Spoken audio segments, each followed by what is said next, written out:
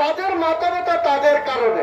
তারা পাকিস্তানকে জ্বালাইতে চায়, কাশ্মীরকে জ্বালাইতে চায়, চীনকে জ্বালাইতে চায়, বাংলাদেশকে জ্বালাইতে চায়।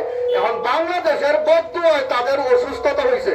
ভারতের আগরতলায় বাংলাদেশ হাইকমিশনে হামলা ও বাংলাদেশের পতাকা অবমাননার প্রতিবাদে এবং ভারতীয় গণমাধ্যমে সংখ্যালঘুদের উপর নির্যাতনের মিথ্যা সংবাদ প্রচার বন্ধের দাবিতে নেত্রকোনায় বিক্ষোভ সমাবেশ হয়েছে।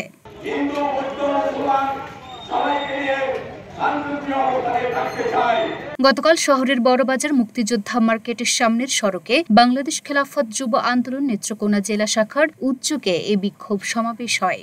সমাবেশে সভাপতিত্ব করেন জেলা খেলাফত যুব আন্দোলনের আহ্বায়ক মাওলানা আতাউল্লাহ সাদি।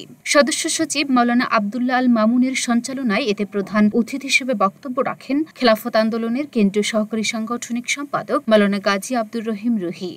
এ সময় পৌর পূজা উদযাপন কমিটির সভাপতি ঝন্টু সাহা মিথ্যে সংবাদ পরিবেশন থেকে বিরত থাকার আহ্বান জানান।